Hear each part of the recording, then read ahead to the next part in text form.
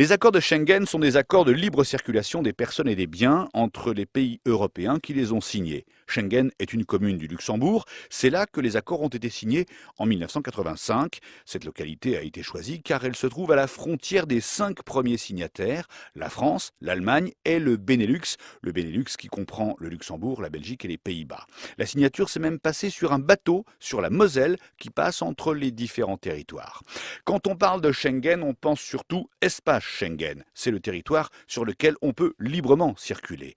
Il a commencé à exister en 1995 et il a depuis beaucoup grandi. Il compte aujourd'hui 26 pays avec plus de 400 millions d'habitants.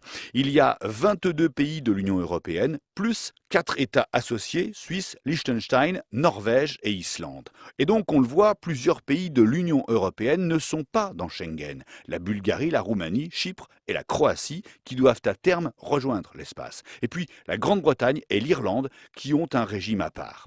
Concrètement, ça veut dire quoi circuler librement dans Schengen? Ça veut dire que toute personne de l'Union ou d'un autre pays, une fois entrée dans l'un des pays membres, peut passer les frontières des autres pays sans être contrôlée. Pas besoin de passeport pour se déplacer et les vols entre les villes de l'espace Schengen sont considérés comme des vols intérieurs. Cela implique que la surveillance doit être renforcée aux frontières extérieures de Schengen, entre les pays de Schengen qui touchent les pays qui n'en font pas partie. Ces pays sont particulièrement exposés à l'arrivée de migrants et ils estiment souvent ne pas avoir suffisamment de moyens pour contrôler les frontières extérieures de l'espace. Hongrie, Grèce ou Slovaquie par exemple. La Hongrie touche la Serbie et l'Ukraine qui ne font pas partie de Schengen, ainsi que la Roumanie qui n'en fait pas encore partie.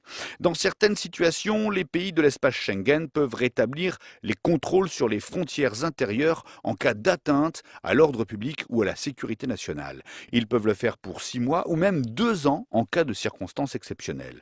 Cela s'est produit en 1995 en France face aux attentats du GIA et aussi en 2001 après les attentats du 11 septembre. Par ailleurs, après les guerres et les révolutions dans les pays arabes, les contrôles temporaires ont été réintroduits face à l'afflux de migrants.